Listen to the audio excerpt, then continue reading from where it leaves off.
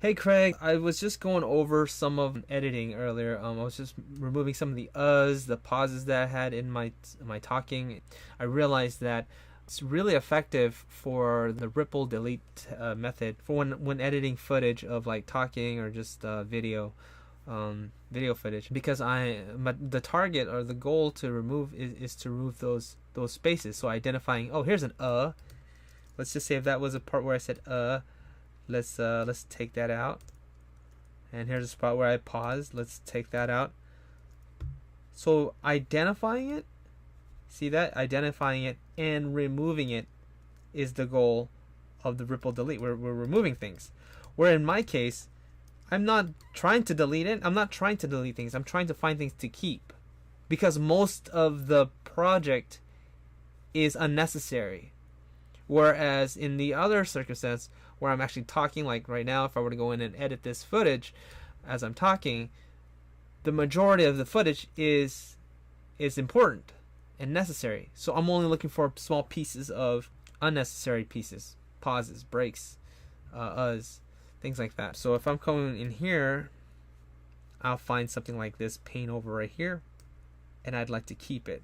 So I can just isolate that action, take it out like that.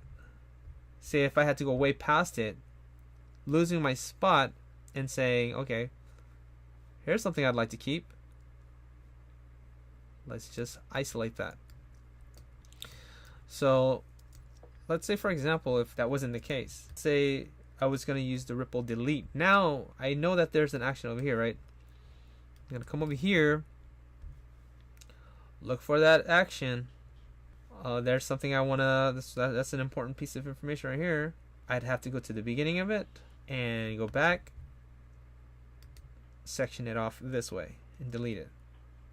Come past it, set a marker in case I have to go back. See, because I have to go back. If I go forward and I have to go past it again, look for stuff. And if I come back and I didn't put that trim marker, then I'll lose my spot. Where do I start it? So I'd come over here.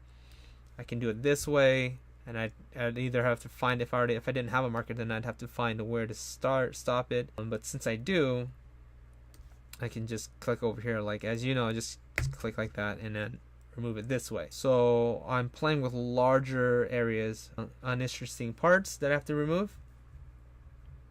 So go beyond the point where I'd like to keep, section it off, and repeat. So like, say for example, here's a portion I'd like to keep. Come over here, section it off, and keep it.